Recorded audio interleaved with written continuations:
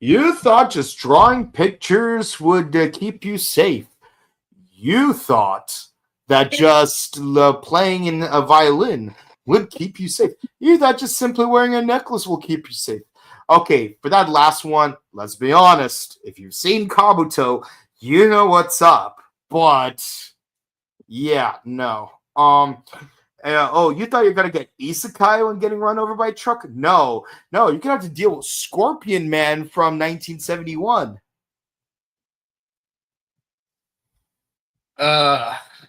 Also a lot of Spider-Man references in these episodes.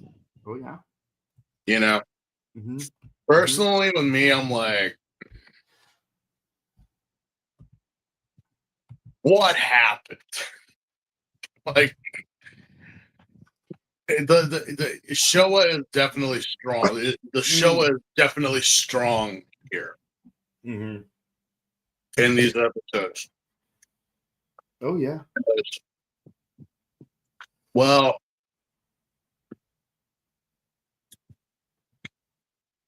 you thought what he just listed off is like some random thing or what? No, that is the theme for these episodes.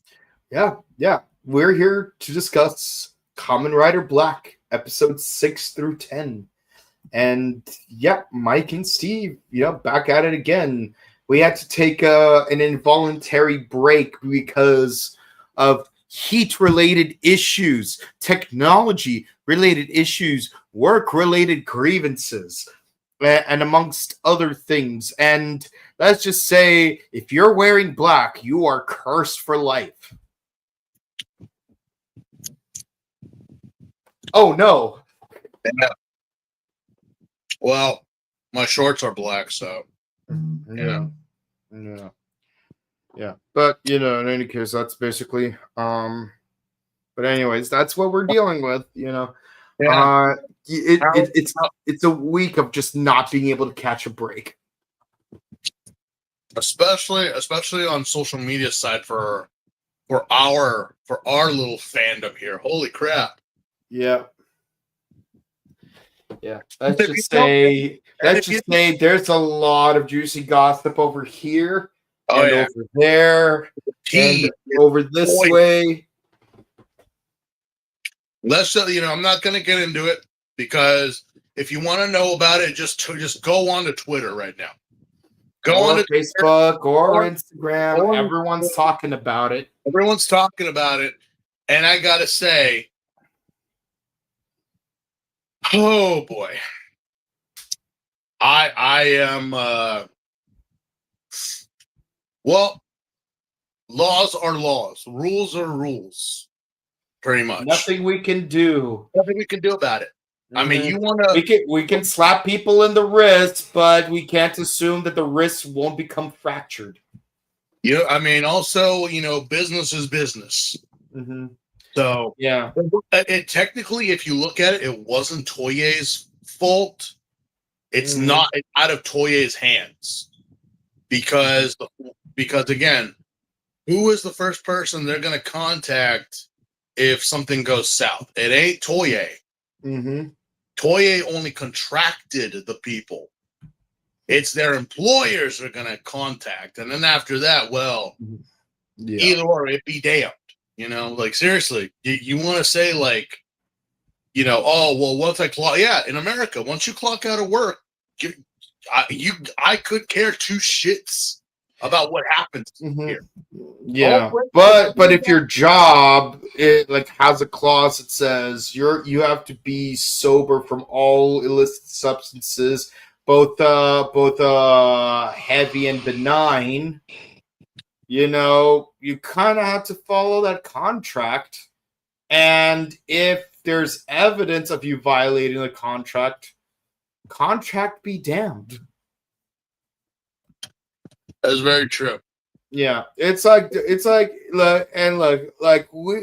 you could I know people are like taking sides on this online. It's like some people are taking one side, some people are taking the other side.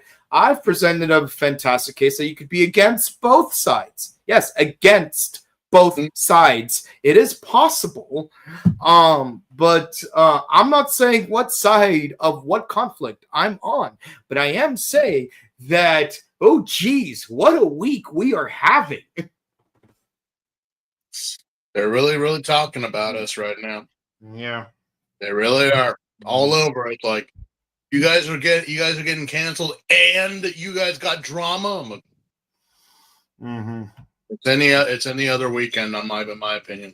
Oh yeah, like here in America, this is very typical. Yeah, but how is everyone? Did we enjoy the weekend? Did anyone go to Anime Pasadena or still there? Maybe you're watching us while they're doing the two-step outside of the theater. Oh yeah, how's everyone at Anime Pasadena? We want to thank Colin for hooking us up, and by us I mean our executive producer, with the press coverage, which puts more stuff on my plate. Don't get me wrong, I love making content for you, our lovely audience. Day off, and I could have gone. But the thing is that by the time I woke up, and I'm like, okay, by the time I drive out there and whatnot, I should have already been out there last night. And enjoy it at least to an extent. I would have had to leave around like maybe 5 or so just to get back to do this. Yeah. So, and again, you know how traffic be, especially on the weekends. Right now in the Sands, we have had Pride weekend, so the freeways going in and out are just congested right now. So, yeah, for me on Friday, I had work, and let me tell you, it's been a rough week at work because of, shall we say, infrastructure-related issues. Not to make too long of a story of it, but let's just say I wish the Varia suit from Metroid was a real thing. And yeah, Saturday, well, like surprise, I'm actually doing production management for a certain individual doing a certain project. And yeah, so today is technically my only day of rest, and I can't even rest today because otherwise when would I have time to make content for you guys? But also I have to visit grandparents and go to the gym and read a Bulgakov novel and make pizza dough and save the world before 7.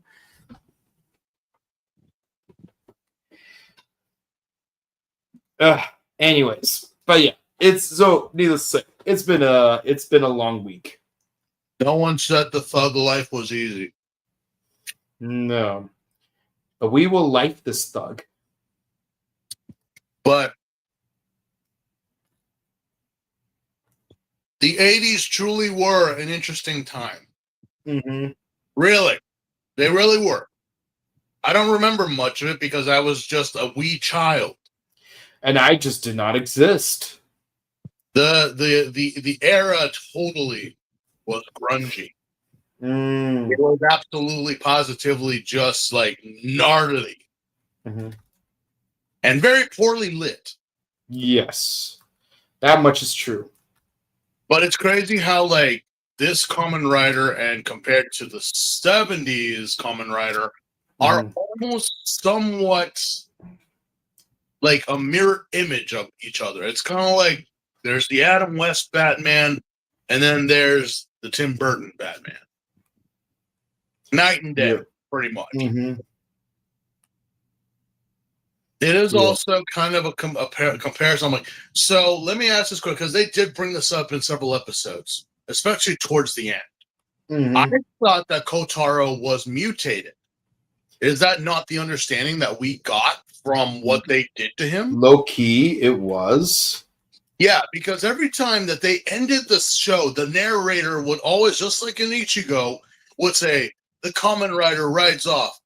Our low heroic cyborg races to his next foe. And I'm like, he's not a cyborg. Yeah, I mean he's. I mean, I'll say this. What's it called? The '70s were all about cyborgs, but honestly, high key, this like the '80s were more about biopunk. Let's be honest. Well, X-Men was really running rampant at that point. Mm-hmm. Oh yeah. Not to mention, at the time, Spider-Man was going through his own mutations as well. This is the Oh era. yeah, Man Spider era. Yeah, we had the '80s era of Spider-Man where he was now suffering the aftermath of being bitten by a radioactive arachnid. Yeah. So we had the man spider nonsense going around also at the time. Mm-hmm. So I Yeah. just asked, I'm like, Kotaro, you're not a cyborg. You're a mutant. Not in the traditional sense, but I mean, yes, he is as mutant. far as I knew, he wasn't biomechanically enhanced. You know, Like my question is more on the context of does the word cyborg in Japan have a different meaning than here in America? Because here in America, cyborg means you have like machine implants, but like here it's like if anything, you have chitin implants. well, it's even the same thing. Like later on in the '90s, like look at how many times they said like something was an android or something, and technical no. Oh yeah, Android 17 and 18. Yeah, that those are cyborgs.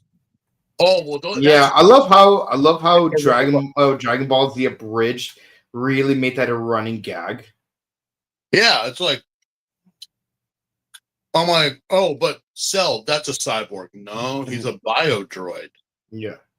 Are you calling him a cyborg? He's not organic. I mean, he is organic and mechanical, but that's more like that's on a molecular level. He wasn't a human that you made into a robot.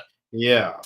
Yeah, 17 and 18 were humans that turned into like like 16 actually was an android.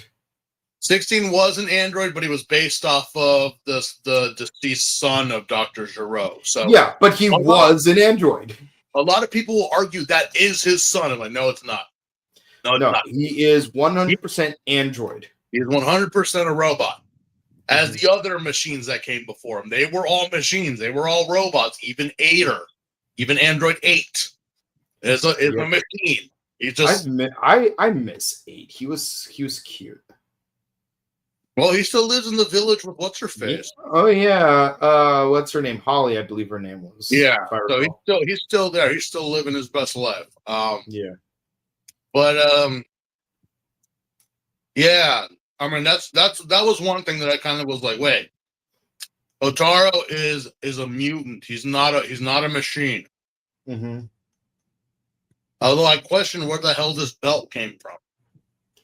Yeah, I mean, to be fair, the belt was probably based off of the fact that like he had the Kingstone, and it's just the Kingstone making itself like present and whatnot. It's just like kind of like Kuga's Arkle. You know what I mean? Except the Arkle was already a belt when it was implanted into his body. Mm-hmm. Yeah.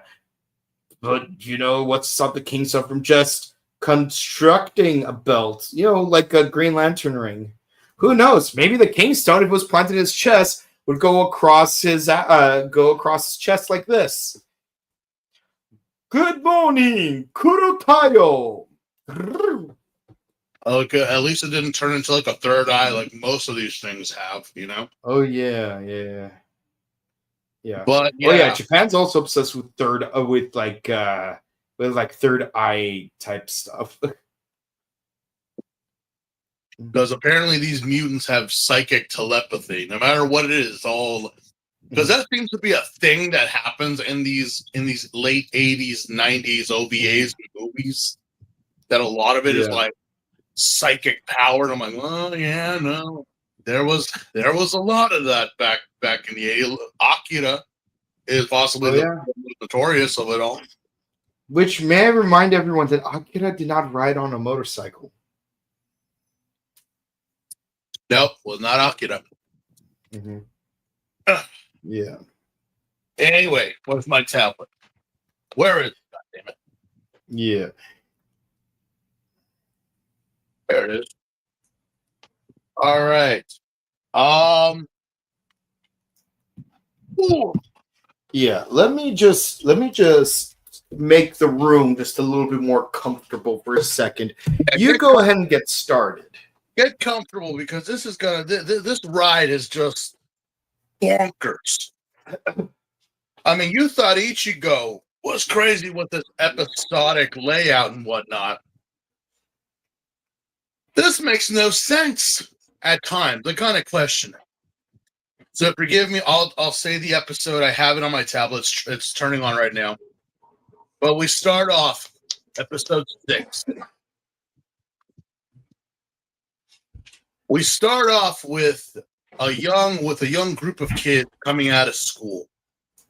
And they're just, oh, we have exams and we gotta get it all set and ready. We gotta get ready. We have to prepare. But one of the kids happens to be An artist. An artist. Mm-hmm.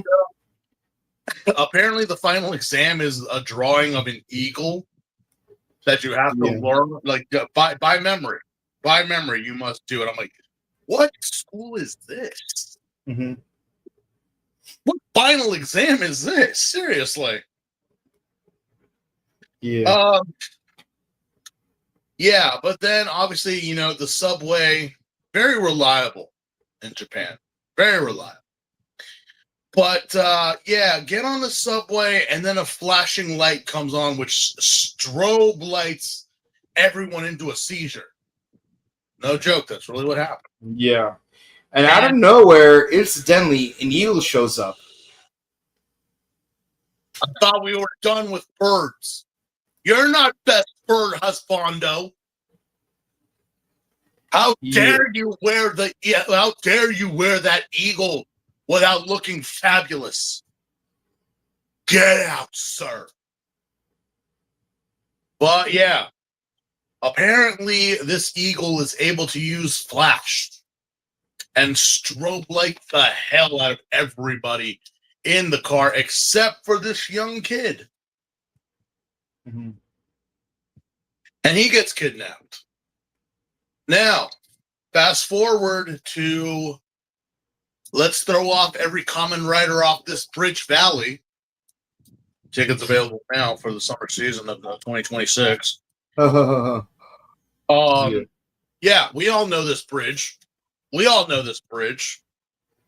a Kamen Rider have been thrown off of said bridge. Oh, yeah. Many a time. Sometimes I feel like I don't have a partner. Sometimes I feel like I don't have a friend. But again, we are in the same valley where Ichigo, Nigo, V3, X, Sky Rider, you name them all, have been on this bridge and have fallen or been thrown off supposedly to die. And I'm like, you not know what you're dealing with here, dude. That's like saying I'm going to throw this bird off of a damn building. Mm-hmm. But regardless, the bird, the hawk, comes in and kidnaps an old man who happens to be painting a bridge, a still life painting of the bridge and the valley. You kidnapped a young boy. You kidnapped an old man. The only thing I'm seeing here is that they're artists. Yes, they paint, they draw. They're like, okay, I dig it. What are you trying to do, Wom? What is your diabolical plan? Are you trying to stop the world from enjoying art? Yes. Yes, they are. Yeah. I mean, that does sound petty like Shocker, but too petty for Gorgum. So what's really going on here? So apparently these two people, they take them to go get juiced by, I think it's our Dr. Ultraman guy. I think Ooh. he's the one that's got to be involved in this scheme. Because, yeah, so what happens is they get reports about it. The girls and Kotaro hear about it, and they go find the girl that, survived the attack or whatever. She's comatose, but she keeps saying the guy's name over and over again. I kind of jump forward a little bit, but so what happens is, like before that happens, she goes and she finds her friend. He happens to be like in a hospital being specially taken care of, and he's just sitting there in a rainbow force field along with the old man. And she's like, "What's wrong with him? What are you doing?" And they're just like, "No, don't. We're just specially taking care of him. Don't you worry. He'll be fine."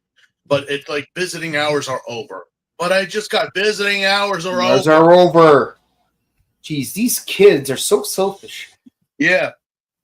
The 80s. But yeah, so apparently what they did here was, do you guys remember that show? It was an anime, and it was a very, very well said one. I think it was like a year or two ago. There was it involved an old man and a young man, and they got abducted by aliens and turned into weapons. Sounds familiar. Like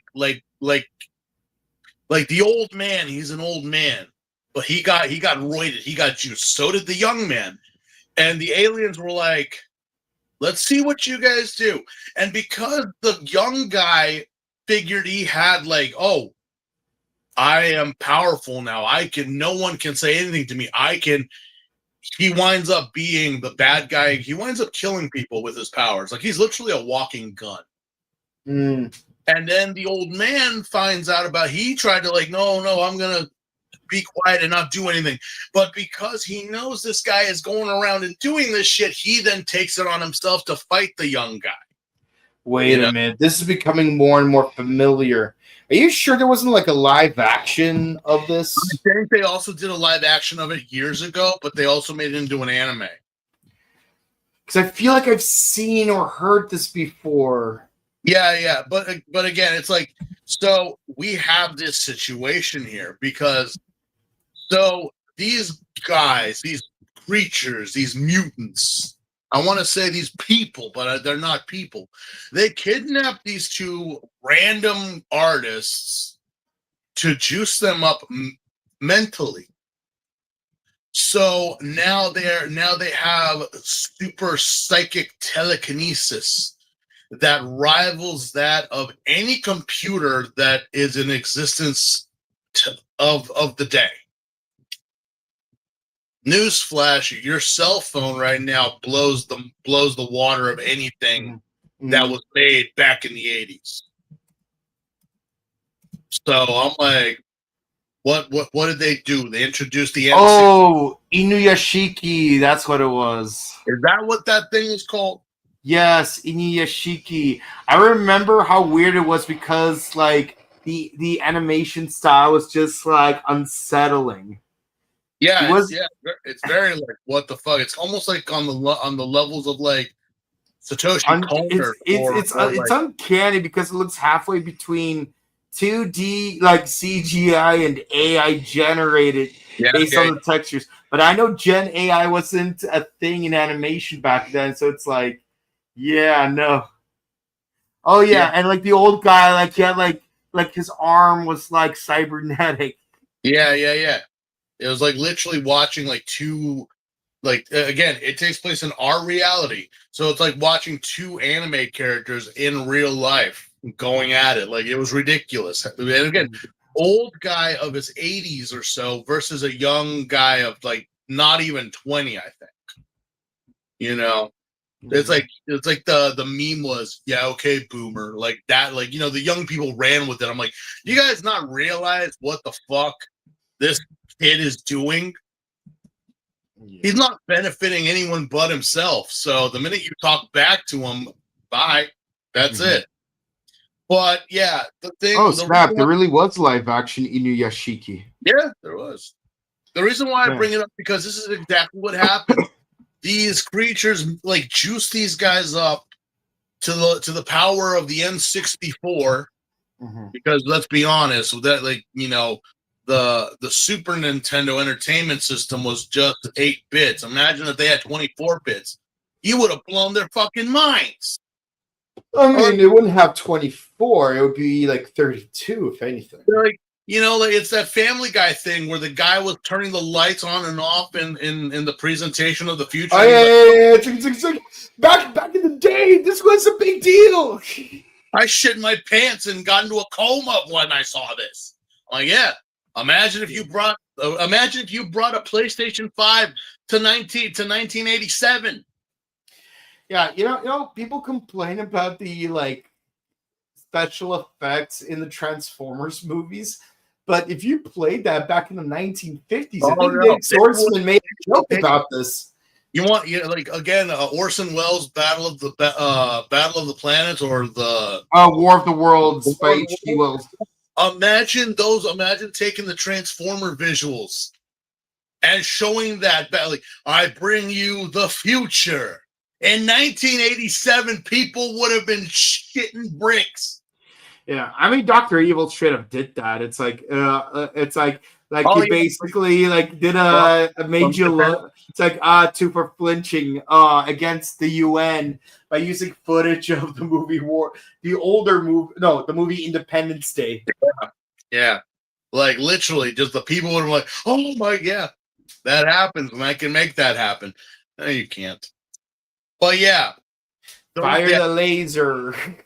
These two guys have been brought in by Gollum to infiltrate computer company software, rival companies, but they are now rivals. Like they get the whole thing, but it's like you two are now rivals, so you will act as such. So you pretty much bred these two just to kill each other. Yeah. That sounds about right, but also, what the fuck? I know Shocker had some moments. I'm like,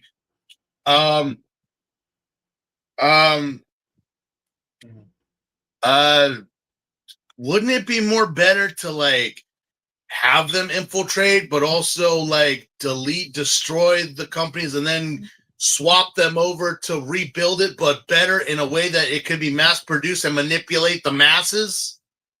Or better yet, replace the original data with useless data so that it can't be traced back. No, we're not going to do that. We're not going to do something smart. No, okay. No? Okay. Okay. Well, tales all the time, I suppose. Okay, fine. I guess. You're mutants. What the fuck do I know? But yeah, our precious girl, lovely girl, winds up in the hospital because she was asking too many questions, and of course, Golgum made you look. Doesn't like people asking questions. Maybe you should ask your own damn questions about these plans. So Gotaro decides, you know what? I'm going to go find her friend. And I'm going to go talk to him. Yeah. How did you know where he was? Because I don't think they ever said where he was. You just happened to find him, and he's having this inner monologue about how he's an elite, how he's literally making $20,000 a month in his salary. I'm like, seriously? $20,000 a month? Yeah, that's a lot. That is a lot. I'm like, especially in 80. Wait, dollars or yen? Because that's a big difference. 20,000 in. So let's see. Because again, it said 20,000. Mm-hmm. It said 20,000. Because if that's yen, that's like 200 a month, which honestly isn't a big deal.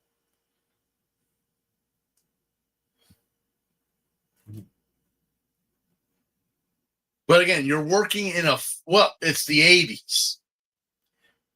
Even in the 80s, it's like it's 80. People were like, well, how much? Oh, let me look.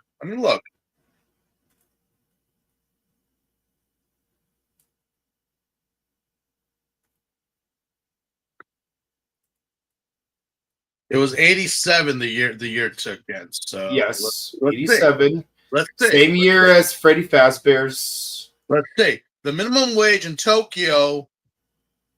No, I'm not asking about right now. I mean, you could compare it to. I mean, right now, the minimum wage in Tokyo is literally 1,226 yen. That's roughly, I would like $10 American.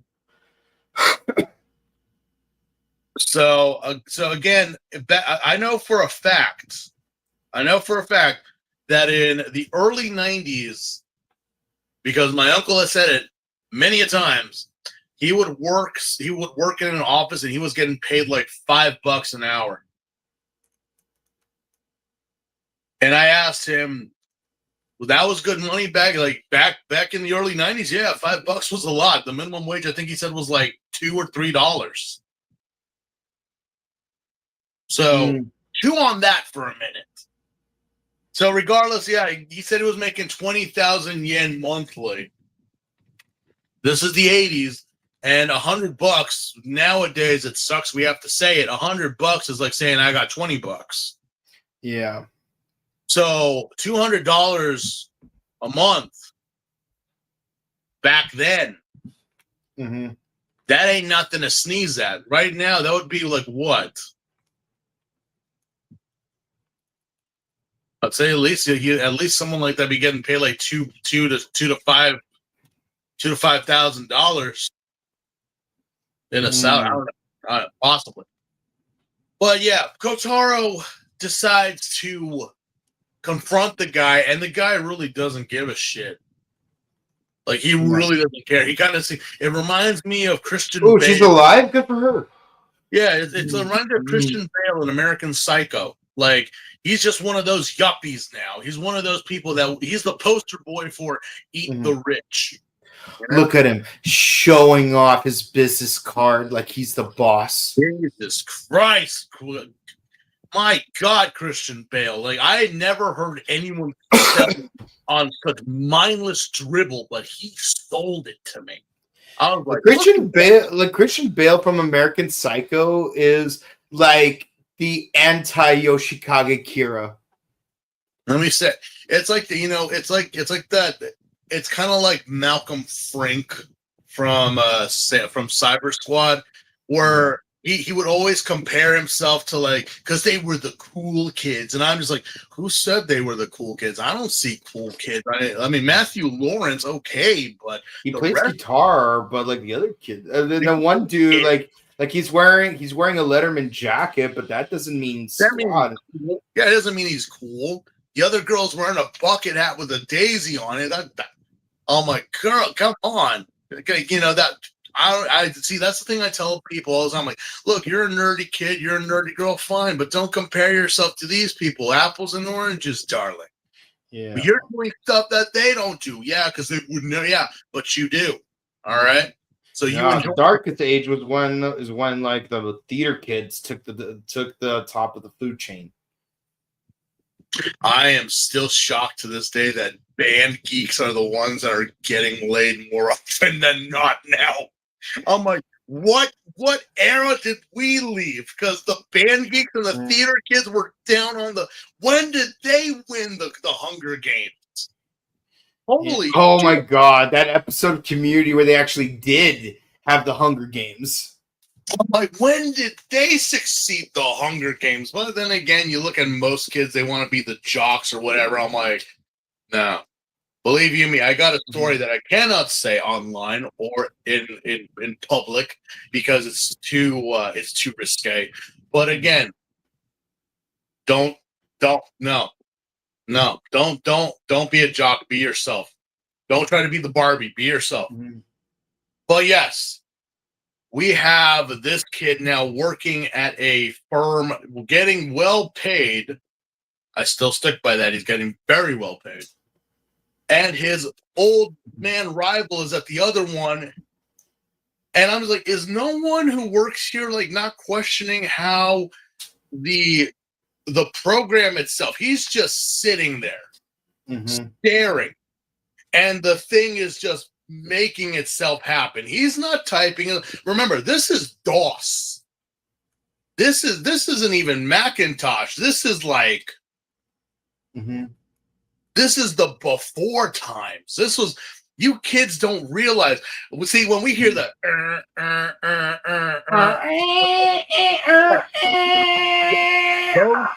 those sounds, I'm like, oh, someone's printing out something important.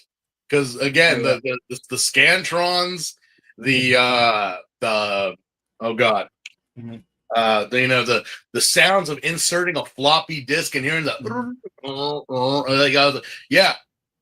Just are you guys not that important stuff is happening here? These are very important sounds to hear back in the 80s, you know.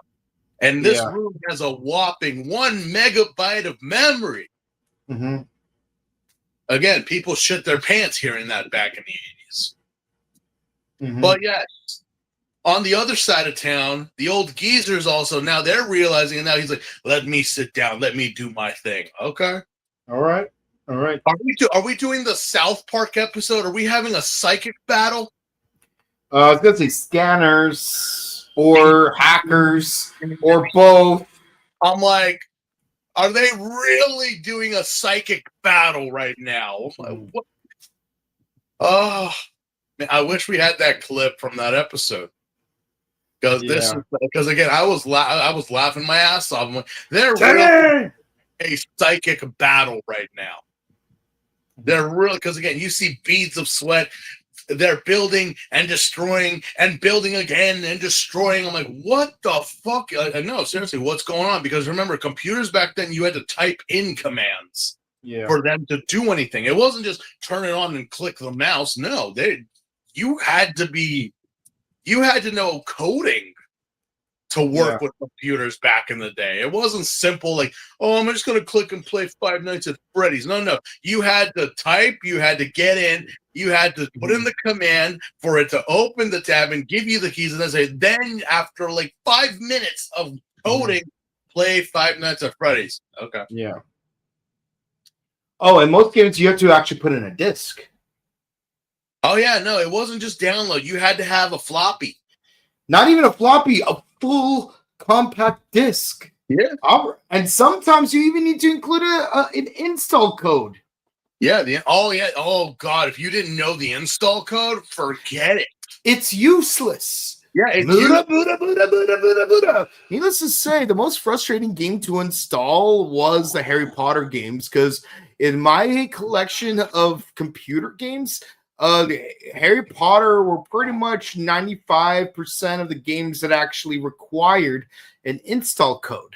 And that's including the 5 copies of Quidditch World Cup that I owned. I'm not going to get into why I had 5 copies. And if you didn't know or you didn't have it or you forgot it, forget it. You're not getting in there. The thing is, the install code is on the lower corner of your jewel case. It's just that it can only be installed. The code can only be used once, so you can't even play the same disc on a different computer. Nope, there was no sharing back then. Needless to say, I love how Nintendo had like actual cartridges. Oh no, cartridges were the shit back then because you just would take them and go. There was no like, there was no need for any of that stuff. It's just simple push and go. That's it. Oh my God, the future is now. Yeah, that's how it was back then. Not gonna lie. And you kids are like, oh my God, is it done downloading? God, I've been waiting for like 5 seconds and I don't even put it in yet. God. Like, shut up, Napoleon. You don't even know that reference, I bet you. Yeah. But yeah, so the whole reason that this is going on between these 2 people is that Golgum wants to ruin the development of technology for human civilization. Which makes very little sense. I'm like, wait a minute. Are you telling me that we actually pushed back the Nintendo Entertainment System by 1 month? Is that what you guys were planning on doing? You fiend! Well, wait, you mean Famicom? Well, no, America, we didn't get it till a year later. The Famicom was already a thing. Also, there was no video game section back then. When you had to go buy a Nintendo, you had to go where the Transformers and the G.I. Joes were in the toy section. It was a toy, not electronics. Yeah. Yeah, I bet you like that sounds so weird. I know. Weird times. Well, that was the Wild West back then. But yet, for some fucking reason, the Eagle is involved with this. Yeah. What do birds and psychics have in common? Absolutely nothing, unless you're Lugia. And even then, the aspect ratio of an effective hit from either one is only like a third. It's not even like that. Like not either one does much damage to the other. You might as well just grab a rock and there you go. That'll KO both of them. But yeah. Yeah. Shall we move on to the next episode? Well, I mean, there really wasn't much that went on other than the fact, like, the Eagle got involved, Kotaro stopped it, and then, because again, remember I said that they had a psychic battle. That's the last time we see these two people. That's it. Yeah.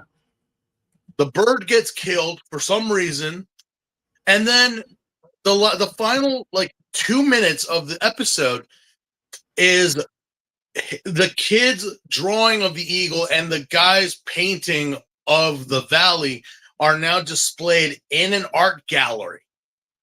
Because art. What?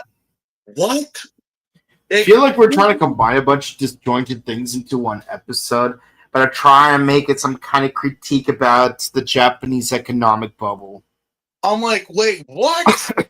So okay, we know that our best girl here was in the hospital. Is she okay? Is she fine? Yeah. Did so-and-so ever come visit her? We don't know.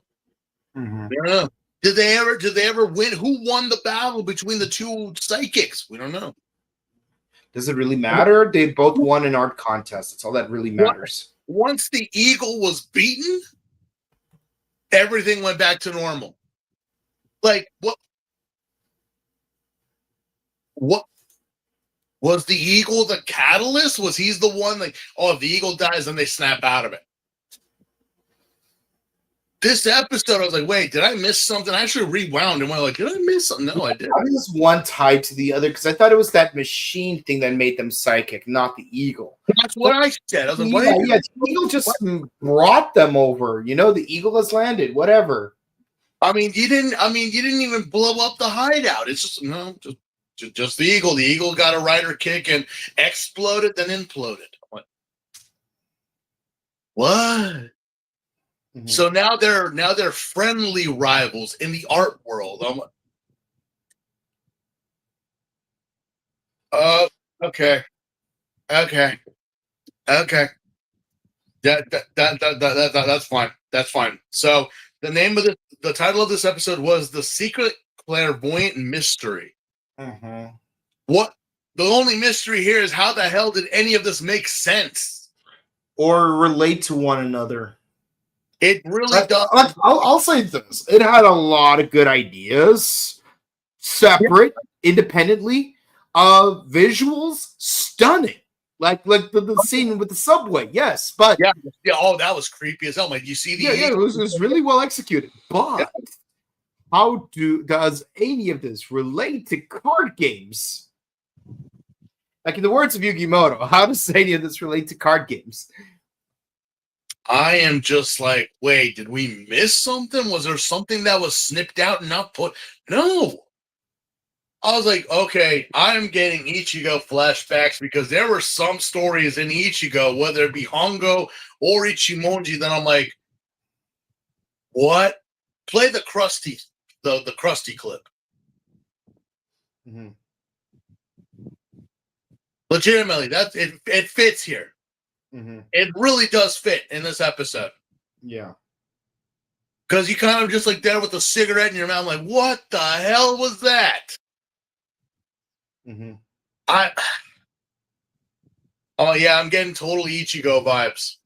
Absolutely Ichigo vibes again. Because there were just some episodes that were like, how did ruining Tachibana serving coffee ever support Shocker's plans in dominating the world? Mm-hmm. I don't know. Next episode. Episode 7. The Restored Organism Mecha. Yeah. Or the regenerative motorcycle. So, I know someone actually came at me and asked me, why did you call Battle Hopper R2D2? Because it's autonomous. It's sentient. Technically, Did you guys not watch our 50th anniversary files from 5 years ago? Oh my god, it was 5 years ago. Was I around 5 years ago? Yeah, like we were doing Saber 5 years ago for the 50th anniversary. I was not around with Saber. Yeah, you were not around with our channel back then, but yeah. literally just started being around. It was like the first ambitious thing I did on this channel, and it was awesome. But it was severely like hindered by the fact that COVID was a thing, and half the crew didn't have good microphones. Just so you guys know, if you guys intend on doing podcasting, definitely get yourselves one of these. No, yeah, I ordered a add-on to mine because mine is a Type C and that thing is not. So I need an add-on. Yeah. But yeah, as of right now, I am raw dog. Yeah, so the reason why I said that Battle Hopper is R2D2 is because technically that is what it is. Mm-hmm. That is Battle Hopper. Because I'm like, if they literally made this thing talk, mm-hmm. then yeah, it would be C-3PO. C-3PO. But all we ever get is engine revs, and that's about it. You don't speak Durarara? My Durarara is one of my 6 million languages. Yeah, we don't speak anime. Why is this episode? Is this a focus on Battle Hopper?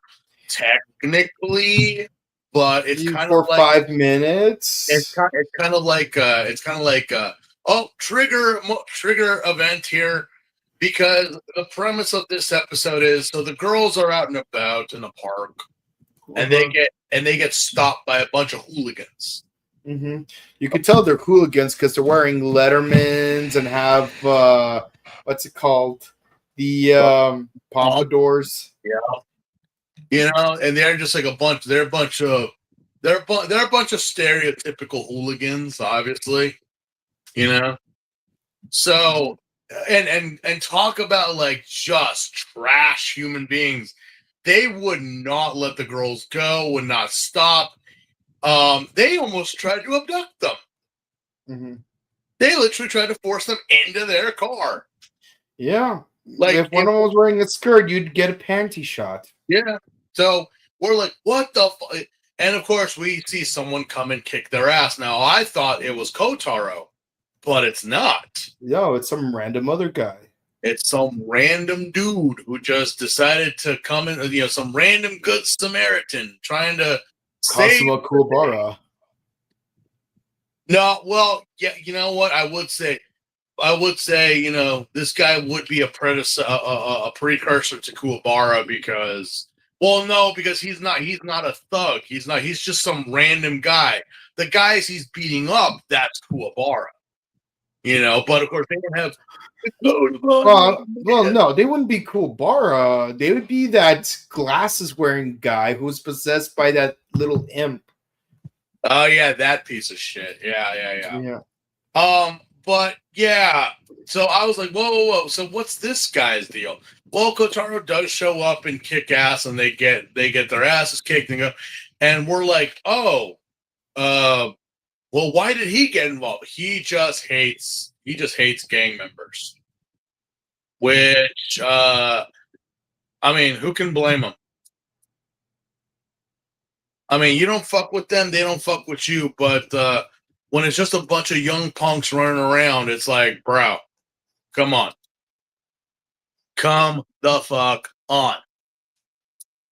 Mhm. And so it's like, yeah, but there is like some real anger in this guy's face. Like, just even seeing these people, if it wasn't for Kotaro, I'm pretty sure he might have killed them. He might, like, this guy looked like he could have carried a gun. Mhm. But no, that's not what happens. Yeah. What's really weird is these hooligans. They're invited to some old guy's house to drink some surge. No, it wasn't the hooligans. It was the guy who beat up the hooligans. Yeah, amongst several other guys. Amongst some other guys. And they're like, wait, why are they here? It's because they're the same as you. Their families and friends were affected by gang members and yakuza. Yeah. So pretty much they are the same as you. They want those people gone. They want them eliminated. They see them as trash of society.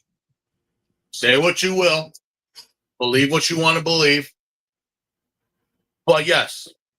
And this is before Surge Soda was even a thing. I would have said Baja Blast, but we already know that doesn't make you evil. Yeah. It just makes you glow in the dark. Yeah, it's some regular Mountain Dew. It's just Sprite Mountain Dew with topped off with some blue Powerade. Yeah. I just gave you the recipe. Go and try it. Right? Yeah, that's how you make a virgin adios. Sprite, Mountain Dew, and just some blue Powerade. And there you go. That's all you need. You don't need to pay $7 for a 12 pack. I just remembered there was a commercial for Blue Carousel where like they completely did not pronounce the name of the product correctly. Oh well, how many people can? It's Blue Curacao. Like seriously. Yeah. It's like try Blue Caracqua. I'm like, bruh, it's Carousel. Like it's that Carousel. It's like that. It's like that British girl that tried to make the tres leches, and she said like tres leches, but she said it was her douche de louche.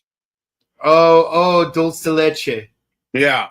So I was just like, wait, what did she say? She said douche de louche. Oh, I mean, at least call it like dulce de leche. At least that makes more sense. She's from the other side of the pond, so I can forgive her. I can forgive. You're neighbors with España. How do you get that wrong? I don't even think Spain does that. Do they now? I don't know. Leche is just a fancy way of saying caramel. I don't know. I mean, I don't know. I can't really solidify if they do or don't. I really don't know. But yeah, I can forgive them. I can forgive. Yeah. Get a chapless and an escargot, maybe some champagne and guacamole and frijoles. Oh boy.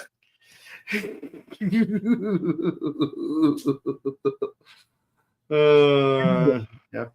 Enough talking about that Brannigan. So Brannigan's Law. Brannigan's Law is like Brannigan's love. It's hard and fast. You ain't kidding, baby. Anyway, so yeah. And again, old man geezer, who I think has barely had any episodes. we've mostly been focusing on like the other two. Mm-hmm. But the final old man is there, and he's the one that gives them the Powerade, the Surge, Mm-hmm. the Dr. Pibb. And for some reason, The DNL. the RC Cola. Mm-hmm. Again, I don't know. But they start doing the thing that they hate the most. I know you're beating up gang members and a bunch of punks. I get it, but isn't this exactly what you guys said that you guys hate the most? How do you not see that? Because again, I know due process and the law. No, I get it. I totally get it. And don't get me wrong, I'm not really for it either. I think it's bullshit. Just give me like 1 second. 1 second. I got my piece here. It's just gonna give me 1 second, and it's not gonna cost anyone to anything. But regardless, I'm like, you guys are doing the exact same thing that caused the harm to your families and to yourselves. So what the fuck? Mm-hmm. And apparently, for some reason, there's a rhinoceros here. Right? Oh my god. It's the party crasher from Dynaman. For some reason, there is a rhinoceros. Mm-hmm. Aren't you supposed to be on the set of Spider-Man? What are you doing here? Or crashing a party and framing the Dyna kids for it, because the forces of evil have been crashing parties since before recorded time, before Madonna, yes, even before ZZ Top. I remember when I was a college student in North or South Dakota, depending which way the camera's facing. Also, I wore a hat. And I'm just like, okay, because so Kotaro winds up one night finding the militia beating up the gang members. Mm-hmm. And he kind of breaks it off. But again, it's like, yeah, of course, obviously, the thugs are like begging for the lives, saying, no, we're not going to do anything. We promise. Well, only for as they leave, they're like, okay, call the gang. And then out of nowhere, we cut to the next morning and they're all dead. All we heard was a type of sound. I'm like, shocker grunts? No, that's the sound the rhinoceros makes.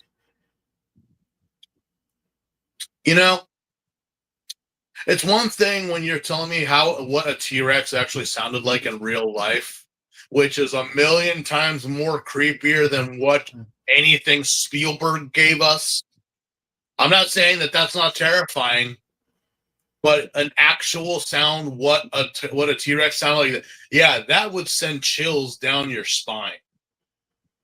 If you don't know what that sounds like, listen to it. It really does. Like, whoa. It's almost otherworldly. But a rhinoceros is in a high squeaky E voice as he's ripping Yakuza members apart. Yeah. Imagine if Pumpkinhead did that when he was terrorizing kids in the South Country.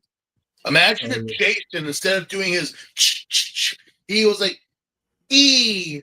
What? Imagine if Freddy Krueger showed up and then he sneezed and he gave the. Yeah. That sounds scary. No. Nope. I think we got the sound bites mixed up here. But long story short, apparently Kotaro gets involved with these guys and he kind of tells them that they're being deceived and being used, and that kind of triggers our main guy to like kind of wake up and figure out like maybe it is true that Golgum is using us for like, doing this, because like seriously, no, I asked the question. So what is Golgum trying to do? Trying to like eliminate competition? Like instead of maybe working with the Yakuza or something like that, or these punks, like you're trying to kill them so they don't have to. Mm-hmm.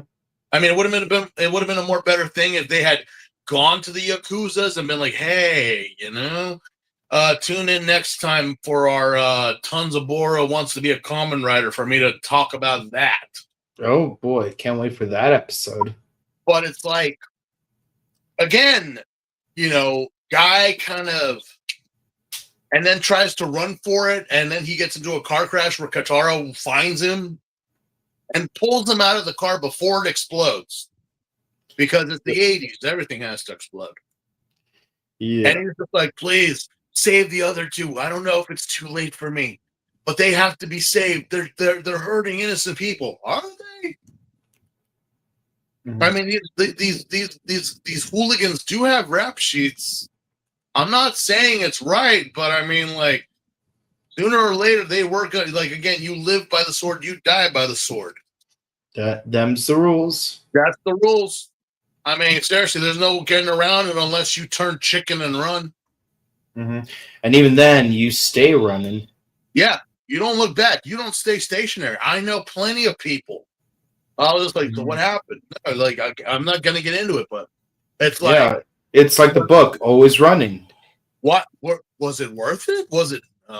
looking back, if I was going back to my young self, I would have kicked my young self's ass. I'm like, oh. But within this momentum, mm-hmm. the Kamen Rider is brought forth because, the Rhinoceros Kaijin, and they do call them Kaijins here, winds up fighting and taking out the Kamen Rider. But instead of the Kamen Rider, it's Battle Hopper. Yeah, Battle Hopper is doing his earnest, trying to fight the Kaijin all on his own. Poor kid. Battle Hopper took the bullet for Kotaro. He jumped in like the bodyguard and just started like, no! And like he straight up got stabbed. Yeah, he got ran through by a rhinoceros horn. Just completely. Repeatedly. Mm-hmm. Enough that, so Rhinoceros guy runs away. And Battle Hopper is just there. And it's like, okay, who do we call a mechanic? What do we do here? What do we do? Well, thankfully, as the episode implies, Battle Hopper can regenerate. Why can't all cars and vehicles do that? That would have saved me so much money if it could. Yeah, I'm like, what in the... So, again, we're like, no, the motorcycle's dead. Hey, man, don't be throwing shade. I know you motherfuckers cried when the Going Merry got burned and split in two. Yeah, during Annie's lobby. Giving me that crap that, you're sad for the motorcycle. You cried for a boat. And I was there too, so I cried too. And I cried for Usopp, who definitely is not Sugo Mask. Usopp wasn't there. What are you talking about? He fought against Luffy and then left the crew. Yeah, he was off being a dick while everyone else was trying to save Robin. He wasn't there. Mm-hmm. But regardless, okay. But look, behold, we don't need the Dragon Balls to summon and to heal Battle Hopper because he's a Namekian. He could just heal himself as long as the core ain't damaged. Well, fancy that. So why the hell am I paying insurance then? As long as my nucleus is still intact, I could regenerate. And thanks to the Saiyan DNA, I become even stronger. Ain't it the way? But of course, we have our round 2 with the Rhinoceros. Apparently, it was enough to, it finally snapped in these guys' minds. Maybe we are doing a horrible thing. You think? Mm-hmm. And it all takes place in the old geezer's mansion. And then, of course, obviously, just like the Kool-Aid Man, the Rhinoceros slams through the wall. Don't worry, he could pay for it. He's old. He's rich. And we have the throwdown between the Rhinoceros and the Kamen Rider. But not just the Kamen Rider, because here, coming down the ring, is Battle Hopper with a chair. Mm-hmm. Oh, yeah. How does Battle Hopper carry a chair? Don't ask. He just it uses its own seed. It's basically like a spinning hook kick. Yeah, and he rips the rhinoceros's horn off. Oh yeah. I know some people that'll pay high dollar for that horn. Yeah, remember robots versus wrestlers? Well, here we are. We have a rhinoceros wrestler and a robot bike. Are you talking about the one with Hugh Jackman or the other one? No, I'm talking about How I Met Your Mother. Oh. That's right, Steve. I'm your daddy. No. No. I'm just messing with you. Well, let me see. Where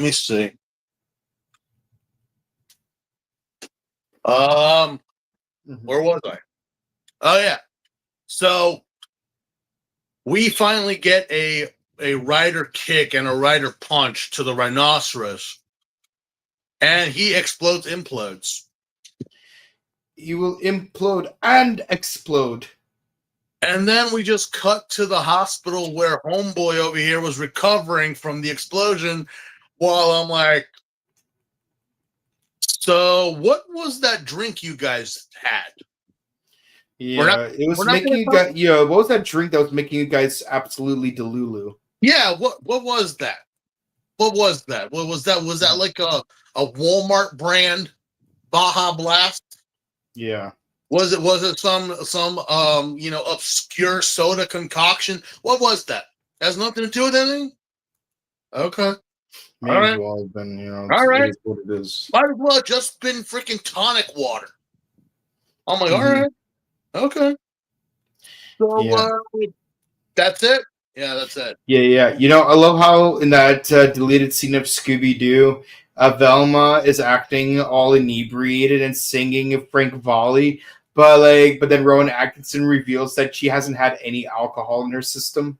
Well, you know what? Let's be fair, okay? Let us be fair. Mm-hmm.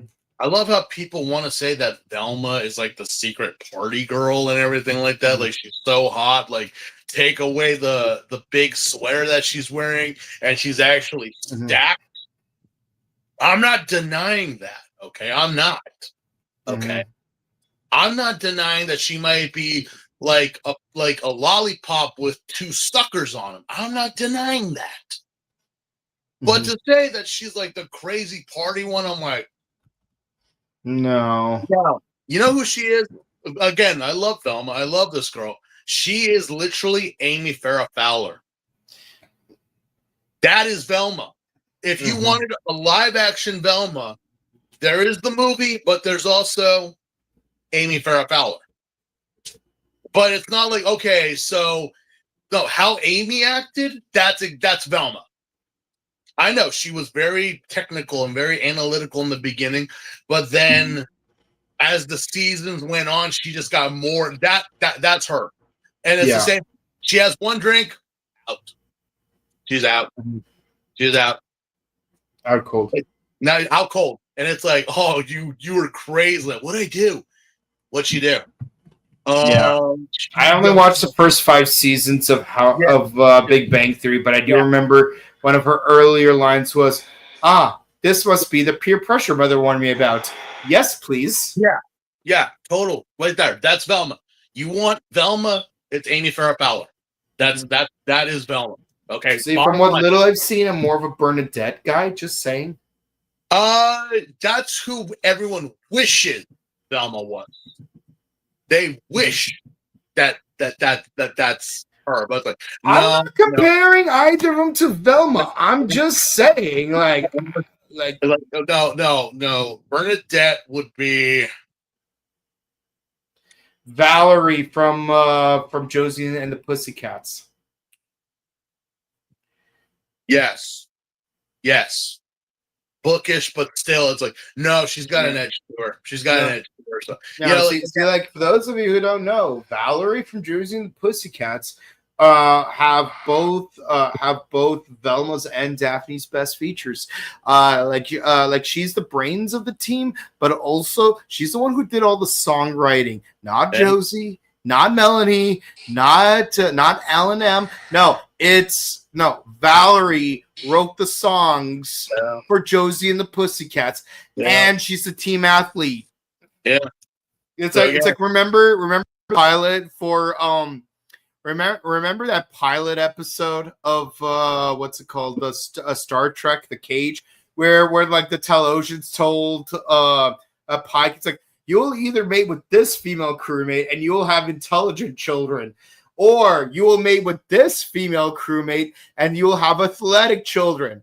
Let me tell you, if you had Valerie, you don't have to choose. She's both. And God bless that there are such women out there. But yeah, that is the episode right there in question for Kamen Rider Black episode 7. Yeah, the regenerative bike. Although it's great that Battle Hopper does have that. He not just can communicate, because apparently, just like Luke Skywalker, Kotaro understands him. But the rest of us are like, he's just revving. What was that? But then again, I'm like, yeah, I think it is true that, as people have said, R2D2 is speaking with a lot of cussing involved. Mm-hmm. I'm like, well, yeah, imagine going through what his life and then what Battle Hopper, you'd be cussing up a storm. But yeah, let's go to the next episode. What the heck is this? That's a maid. Yeah. Why is she talking to us while we're just trying to enjoy this food truck? Isn't that one of the gym leaders? There's no gym leaders in this game. Well, like one of like the like you know how like everyone like for like supposed Team Rocket guy, there was like they have like their little like they're like gym leaders but not, Yeah. So like, the way this game works is like you have to like fight random people to get enough points to do a rank battle, and do a rank battle against an assigned opponent. And none of the assigned opponents matter until you get to rank F. And let me spoil something for you guys. After you get rank V, you jump straight to F. Yeah, well, that's the thing, because I've still not played it. I'm still playing Arceus? No, Time Strangers. I'm playing the Digimon game right now. Oh, see, you and I cannot be friends. I'm just kidding. Anyway, I haven't played Time Strangers, but I swear their outfits look like something that was a cross between Eureka 7 and Cyborg 009. No, it's literally Kamen Rider. Really? It's literally Kamen Rider. Like, yes, obviously, but it's like, it's again, you see it when you play. You're like, oh, yeah, But yeah, apparently, I think that might be the Dragon Trainer, if I remember right, because that's what everyone was like, bro, there's a maid and she has dragons on her team. And I'm like, well, I know that the group she belongs to, like the two members I already fought so far, both use dragon types. Yeah, I'm just like, that is awesome. Why did we not think of this before? A maid that has an entire team of dragon types. That's vicious and beautiful. I love it. I mean, we already have a Viscountess who uses dragon types. Her name's Claire. I know, but again, everyone who uses dragons is all like they're trying to be something tough or something cool. I'm like, a maid, a kawaii like Akihabara maid. Like what you normally would think would have fairies or things that are cute, and then she busts out a fucking Garchomp, a Charizard, not a dragon, and a fucking Dragonite. I'm like, oh, jeez. Now I'm expecting her to have a Mega Dragonite, because that is a thing that was marketed heavily in this game. Oh, I love it. Not to mention Dragon Maids. See, like you unintentionally spoiled that surprise for me. I didn't even know about it till recently, so it spoiled me myself. I haven't even played the damn game, and people are already spoiling it for me. But okay, I mean, I didn't even finish Arceus. I'm not talking about Arceus, so I know. I'm just saying, I didn't finish Arceus. I literally just beat the 3. Shut the fuck up. So we're on episode 8. Yeah. The Devil's Trial. Yeah, one of the more interesting episodes of this batch of Right, episodes. man. We again, you're like, oh yeah, that goofy insect superhero, that blah blah. I'm like, bro, we are lit. And again, I think we talked about it. Like, was it Gaim or who was it that we talked about? Like how heavy metal, death metal, any type of rock is not. Oh, Kiva.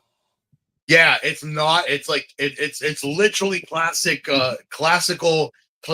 trained music, violins, pianos, the xylophone, orchestral. Well, incidentally, Orchestral.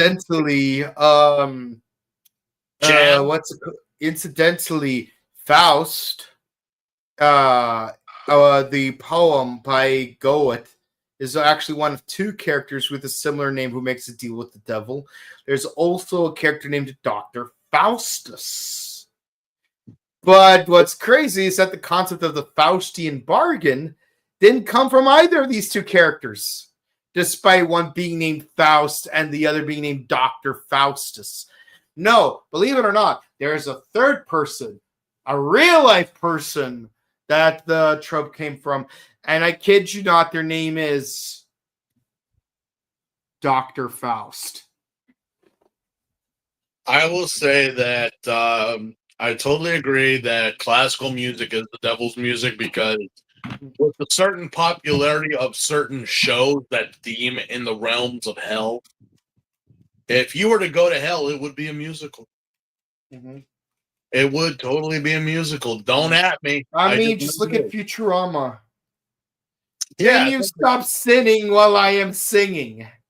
It's literally would be a musical. So it's like, are they blaring death metal down there? No. It's violins, pianos, and all that jazz. Even the blues is the devil's music. How many times have they sung about the devil comes to Louisiana? Georgia. Either or. The devil went out of Georgia. He was looking for a solo steal because he was in a bind, because he was way behind. He was willing to make a deal. And he saw a young boy playing a fiddle, and he's playing it hot. So the devil jumped the boy and Hager trumps, and boy, let me tell you what. It really is something, honestly. Yeah, but you know what Beelzebub once said? Cigars are evil. You won't miss them. We will find ways to simulate the smell. What a sorry fella. Roll up and smoke like a panatella here on level 1 of Robot Hell. Gambling's wrong, and so is cheating, so is forging phony IOUs. Let Lady Luck decide what type of torture is justified. I'm Pit Boss here on level 2. Oh. Yeah, that's right. I like Futurama. Yayo. Dream it. Don't give it up, Fry. Don't give it up, Leela. Don't give it up, Bender. Let's see here. Kamen Rider reference. So we have this young girl named Yuri who is trying to get into a special program about violinists. And yes. To go to Europe and be trained by a classically trained master. Yeah. But she gives it her all. She gives it everything she got. But someone else won due to reasons of nepotism. If you think about it, it's a complete 180 from that episode of O's. Yeah, well, here's also, I mean, to me, I'm like, okay, is this seriously, is this really a shocker that this happened? I mean, the premise of this episode started off with her playing the violin for a young boy that's in the hospital. Mm-hmm. And she's like, they communicate via paper airplanes. And she says that I'll keep playing to make you feel better, but, pray for me. I'm going to try to get into this international competition and try to get to beat somebody.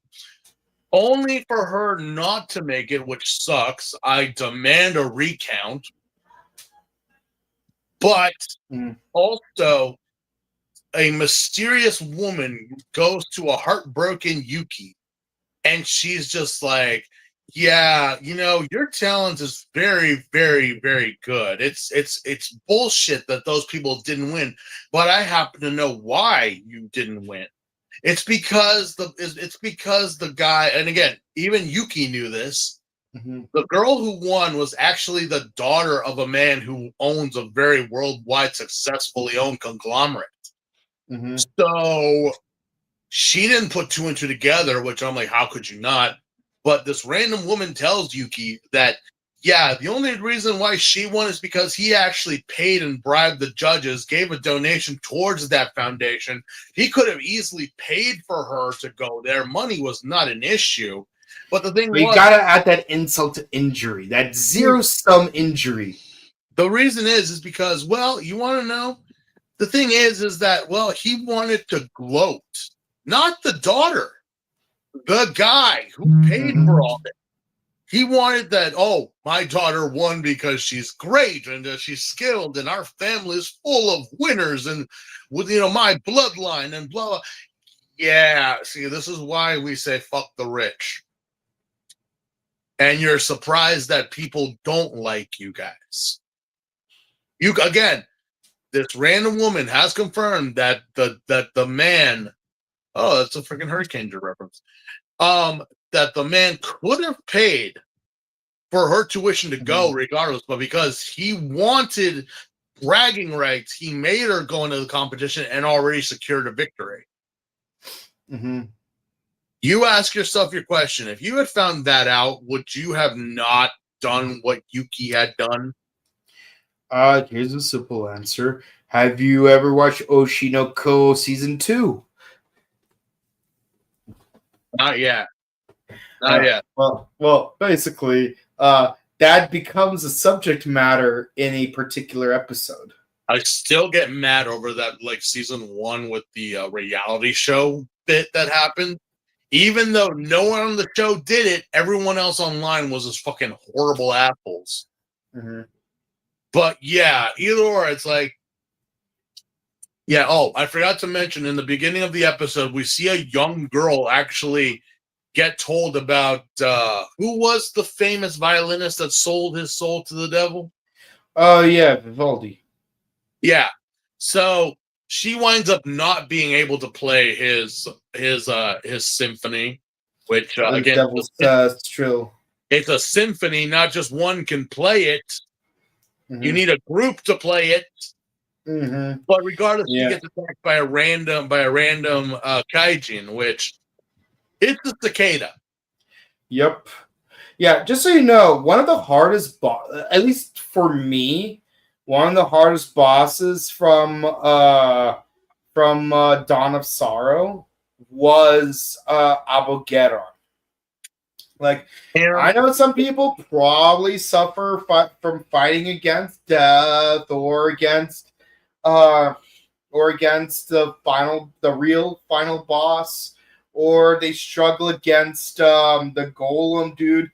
But no, Armageddon is the hardest one. Yeah, no, I mean, it all depends, but I'm like, yeah, cicadas are actually very noisy and disgusting insects. Even so much that even most birds, when cicadas come out, stay away. But they do produce a decent amount of meat compared to other insects. They do. That's why certain bird species are able to take them out. And those ones and they're a delicacy in the world of entomophagy. Well, depending on where you go, yeah, they are quite tasty. Yeah. But yeah, so we find out that Yuki has sold her soul to the devil because, again, she wants to just fuck everyone up and fuck the world because the rich are like, go kill the rich, darling. I'll join you. Why the hell are you screwing it up for regular people watching TV, listening to their radios? Again, the radio. Mm-hmm. Anytime. It's like, yeah, anytime she plays her violin, we hear a screeching cicada sound.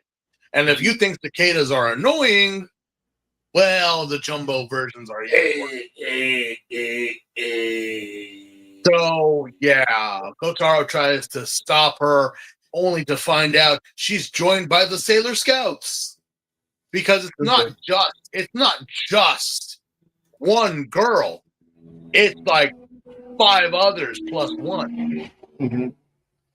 And they're all also, again, the one girl we saw in the beginning, she's part of that group. But the thing is also is that, yeah, so anytime the Kamen Rider punches the cicada, the damage goes straight to Yuki.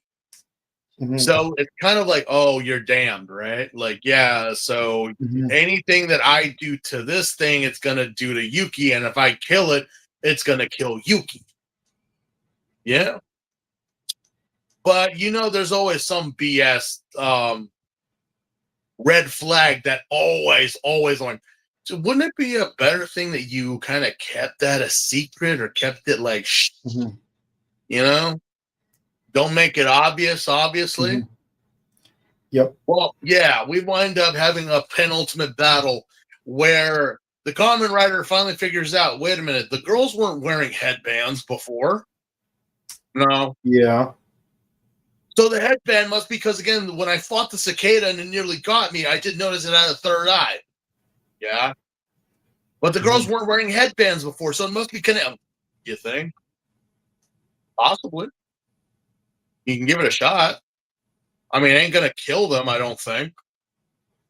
So, yeah, he winds up destroying the cicada's third eye, which winds up ripping the headbands off of them, which breaks the spell of them receiving damage. Yep. And I got to say, this cicada is really creepy looking. Oh, yeah. Like when you first see it, it looks like a modified fencer uniform. Yeah. But then it becomes more biopunk. The Kaijin suits, the rhinoceros kind of sucked. The eagle was actually, they call them mutants, obviously, but I don't see any mutations other than just, being bipedal. Mm-hmm. But, But this dude, like, his thoracic and abdomen just vibrate. Like, that's creepy. Yeah, that thing is kind of creepy, and it also has kind of like a mosquito proboscis that is stabbing through. But regardless, he winds up killing it, and I guess the girls are fine now. I mean, they do recall what happened. They are very well aware. Mm-hmm. Yeah. Also, not gonna lie though, the proboscis is very creepy. Yes, having a big old needle come at you like that, nothing. Although, and you do see penetrate his armor. Yeah, it does. It does penetrate, and we do see him like he's actually. That's what, at that point he's like, I got to think of something before it drains me. I'm like, yeah, you got to do something. Although I did forget to mention that the little boy that Yuki promised to perform for actually tried to like reason with her during this point, mm-hmm. But I guess he hurt him. Like she hurt him that he now ran away. Believing that he is no longer a fan or will ever want to speak to her again, she's still bummed out about that. But it turns out, no, he knew the whole time that she was not that bad of a person, and still doesn't matter if she goes into world famous. She's still the best violinist that he knows. So, end of the episode. I really don't get what Golgum's plans were here. Be a major nuisance for the most part. I mean, I know they did talk about like how music is the life of people and of society, how it brings joy and happiness. Yeah, that's true. That's true. Music is everywhere. Music is all around us. But, I mean, I'll say this: of this batch of episodes, this plan is the most lethal. I mean, yeah, taking a violin and taking the sound waves of a cicada, which again, if it's enough to throw away like large predators and birds from it, imagine it being amplified to a human level. So it could have been devastating if they had like actually succeeded, but again, that's what the Kamen Riders for. So kind of not a bullshit plan, but again, they were thwarted. Which, again, kind of sucked. Mm-hmm. Really could have been a devastating one at that. Yeah. But luckily, Yuki will perform and keep on performing. But do not forget, again, okay, so this is the Kiva episode because of the violins. Make a note of that. I say it. Now, let us fast forward to Gaim. Ooh. We are getting a Gaim reference before Gaim was even a thing. Because I was like, wait a minute. I know this was back in 87, but we have an episode about violinists. Kiba. Yeah. And the next episode is about the necklaces. Bisham's Red Lips is episode 9. And it's about a dance crew. Gaim, anybody? Yeah. But because it involved necklaces, Kabuto? Could be Kabuto also, because obviously, yeah. So we start off this episode. Some boyfriend is giving his girlfriend jewelry, and I guess she's allergic to gold, which that is actually an allergy. Yeah. And we find out that she is convulsing, has high temperature and fever. And that's freaky. A mysterious pendant has been left behind. Which again, so wait, what? Yeah. So Galgum decides, I'm saying we're in Shibuya because Shibuya has always been like the heart and soul for most young people in Japan. Yeah.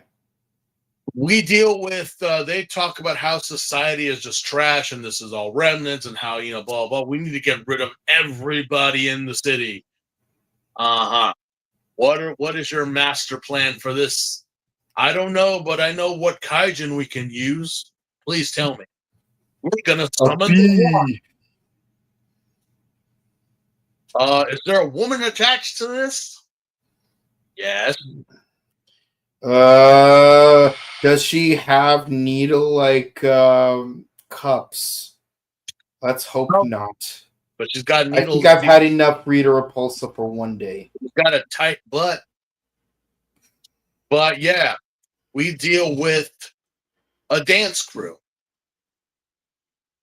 And like any dance crews, some of them were actually about the dance. Others were just a bunch of thugs.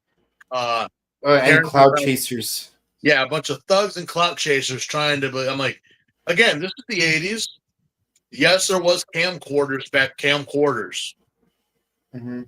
There were cameras and camcorders back then, but no internet. If you had to videotape something, it would have to be on tape, and you would sell those to people if they wanted it. And breakdancing was a heavy thing in the 80s. No matter where you were, breakdancing was a thing. Street dancing was a thing. 1 for the money, 2 for the show. Come on, yo, let's break dance. Yeah. And so again, the Gaim reference, because we have a proto pseudo version of the two, which I'm like, I swear to God, if one of these two go by the stage name Baron, I am walking out. But it's actually 2 girls. And of course, I guess they didn't perform well, or they lost the dance battle, that now the one has been dethroned as queen and the other one has gained this. I'm like, who makes these rules? I don't know. They just go on the fly, I guess. Well, anyway, when one is down and one is depressed, what else are you supposed to do other than sell yourself to the devil, who happens to appear in a robe and has the face of a woman? I give you a chance to be queen again. Ugh. But what you must do is distribute these beautiful pendants throughout the whole city, please. Feels like one of those chocolate scams that they make you do at schools. Yeah. Yeah, except this time it's actually murder if you don't do it. The thing is that, so apparently everyone wants one of these things. I say they look tacky. Yeah. Well, no, I mean, again, I say it looks like a one-way trip to Bugsville. I'm like, again, I'm not saying, but I'm like, wait a minute. So it's a wasp that you have, and you're giving them a pendant with a little pearl in it. I don't think that's a pearl. I don't think that's a pearl. Yeah, And black or otherwise. yeah, either or. The gist of it all is that Gollum is trying to kill mass suicide the entire city of Shibuya by giving the pendants out, which are infected with mutant bee larvas Ugh. that will sting immediately as they hatch. And of course, Kotaro puts two and two together because he's noticing everybody, man and woman, are wearing these things. It's even so much that the dance crew gift the rival dance crew free pendants and say, "Here, just take it." Oh, jeez. But again, I'm like, okay, honey, I'm pretty sure you're very well aware what these things will do, and you didn't care. It wasn't until like that when you saw your friends getting bullied by the wasp and by one of the priestesses that you finally were like, it's my fault.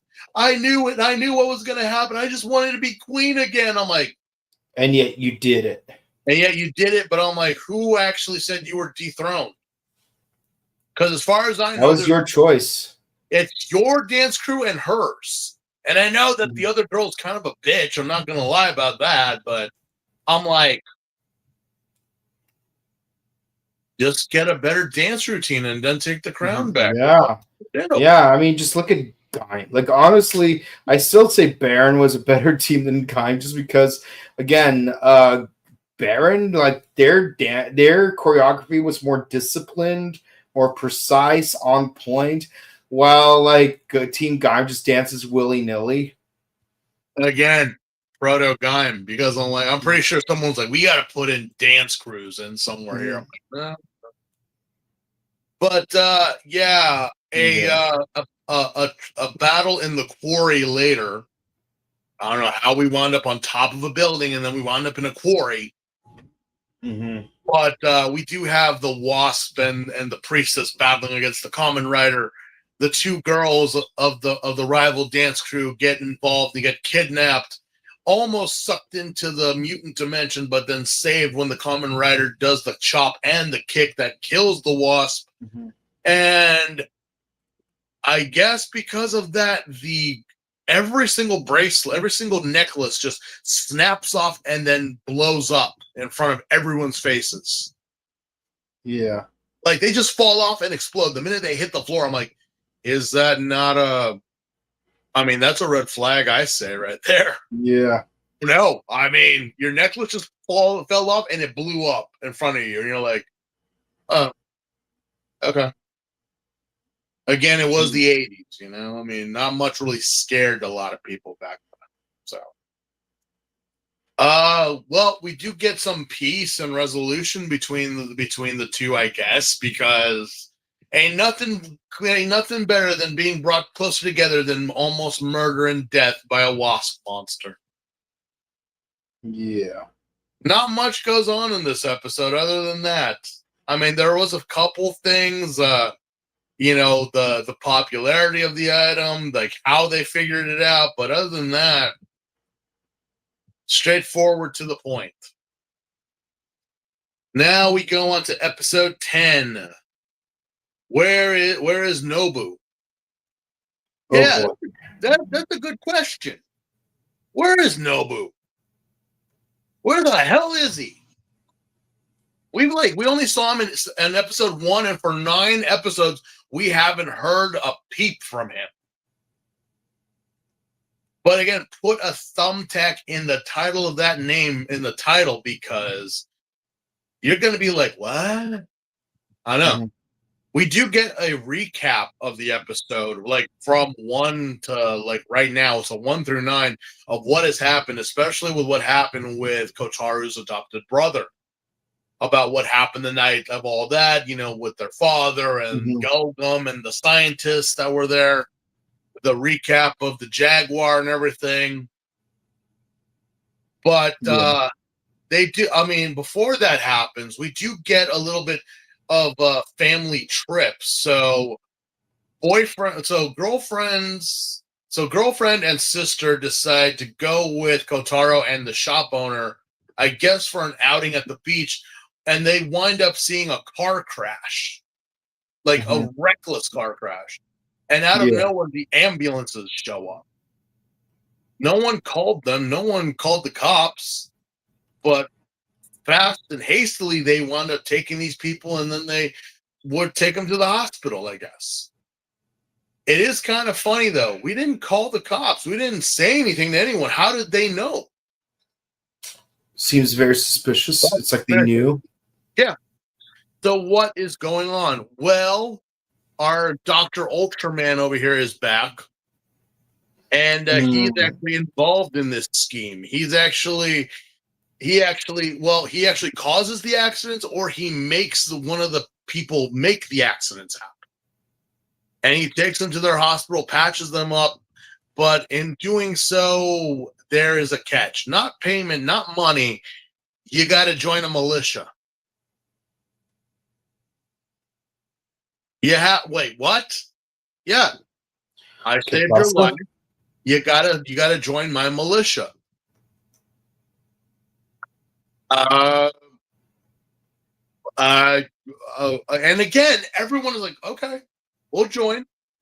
Apparently, Gulgum's plan here is to start a world war. Yikes. They're trying to start a world war by getting these men and women and, getting them trained to be proper soldiers so they can invade somewhere, I guess. I don't know. And I'm like, don't you guys already have an army of mutants and monsters that you could just do that? I don't think any guns or anything are going to hurt them. Yeah, but it's better if we send the people so that way we don't have to waste our time and our forces. Okay. So with the help of the shop owner, Kotaro winds up in his own accident, and he winds up getting taken by the ambulance. Now, my question is this.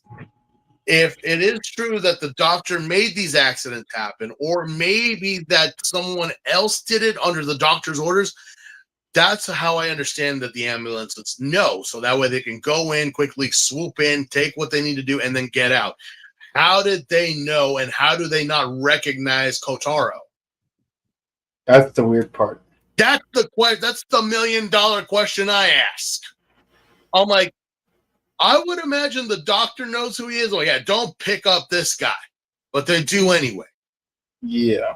And he infiltrates and he finds out, once they get healed, he promises them that they're going to get jobs and this and that, but they have to join his militia in order to do that. Yeah. And basically, if you've ever seen the third episode, the original Kamen Rider, you know how this plays out. Yeah. I mean, pretty much military montage, every man for himself, the weak will die while the strong prosper. And then finally they snap out of it and they're like, we don't want to do this anymore. We don't want to do this. Only to get shot at by the instructor, who the instructor was one of the guys who also got into an accident.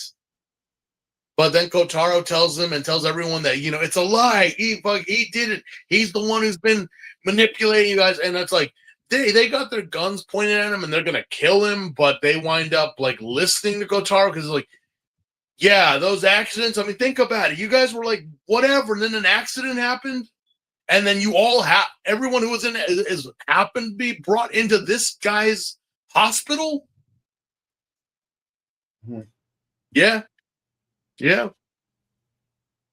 So it's pretty much, they throw their guns down. And, we forgot to mention the kaijin of this episode. It's a lizard. That's how important the kaijin is. Really, there should not have even been a kaijin here. It's an iguana. It's a giant iguana. Let me think. There was a bird/condor.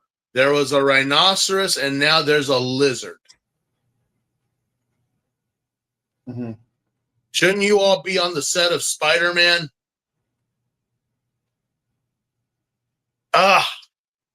And again, the lizard kaijin looks amazing. It looks great. I just wish it had something more to do than just hiss and snarl and act like an actual feral lizard. There really is no reason for this beast to be here, other than we need a kaijin.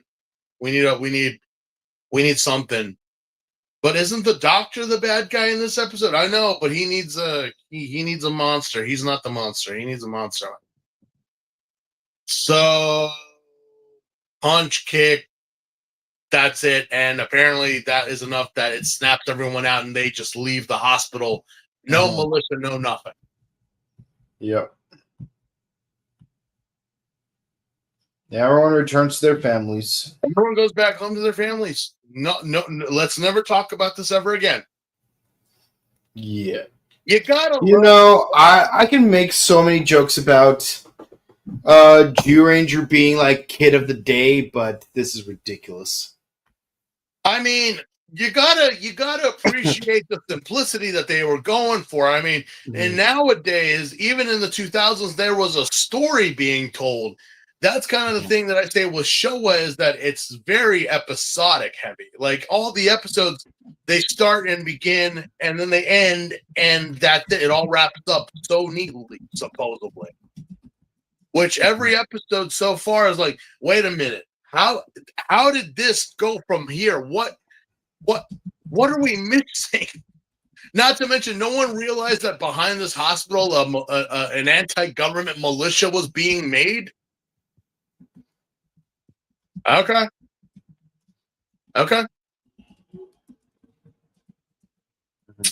And that's it.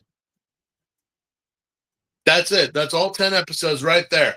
Yeah, I'm surprised we finished it 20 minutes faster than I expected. I would have made it even more sooner, but we went on a tangent about something. We would have been done 15 minutes ago. Yeah. I mean, isn't it how it always is on our channel? But again, that's why people come. They want to not just hear a review. You want a review, go watch a review. You're getting a conversation here. Yeah, just recently, this one guy uploaded a comprehensive plot summary of every episode of VR Troopers. Yeah, and good for him. I'm almost done with season 1 of their recap. Yeah, that's right. We watch other Tokutubers like Mark Satsu. Good for them. I'm like, oh yeah, that's right, that episode. But again, we're getting a conversation with us as we're talking about it because I'm like, we could have easily been done like at least an hour ago. Oh yeah, no, maybe I should pull a Fine Brothers and be like, I'm going to summarize every single episode of the original Kamen Rider in 10 minutes. Spoiler alert, starting now. Yeah, no, no. Oh boy. Again, the Showa era was a very simplistic time. And again, the title of the episode was Where's Nobu? Why even ask that question? He doesn't even show up. He doesn't even get mentioned in this episode. We just get like a recap. We get a recap. Yeah, it's like, oh yeah, that one actress that died in episode 2. That one scientist that died in episode 4. Not even the priest talked about him or said anything about him. We know that they have him, but where is he? Didn't mention it. Didn't say it. Where's no. Take that title away and give us something else. Where's Nobu? Makes no sense. You could have even said the Gorga militia plot. Yeah. I'm like, where's no? Again, if this was a thing about to finding him, all right, I get it, but no, not even that. Not even. So, yeah, well, we'll have to wait for next week to see where he is. Yeah, you could even call it the Gorgon Issa Commandos because Truck-kun is involved. Okay, so, oh boy. Other than, I assume, the Devil's Trial, that is possibly the only episode that I was actually like, ooh, okay, what's going to happen here? Everything else was generic, episodic fodder. That really, I'm like, wait, what? now I'm reliving Ichigo again because there were some episodes I'm like, what was even the point? So in everything, I say all the episodes except for the Devil's Trial, they're all 7s. Yeah. The Devil's Trial at least gets like an 8.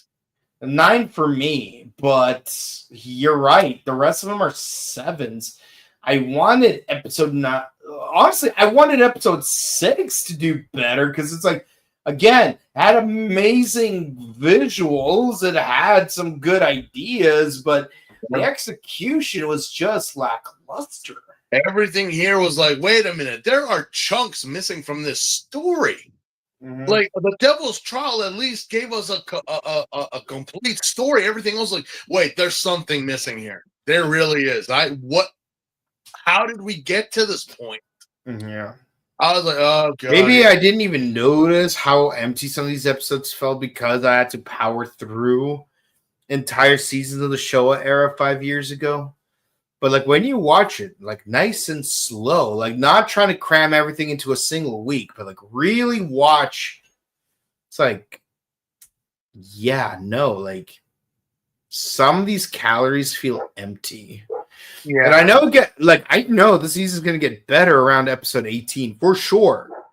Yeah, but that's the thing that most people have talked about with Black was it has the remnants of the original Showa era in terms of episodic storytelling, but because I guess like towards that point that you said, they actually brought in a veteran writer that made a lot of the Metal Heroes and even some of the Sentais.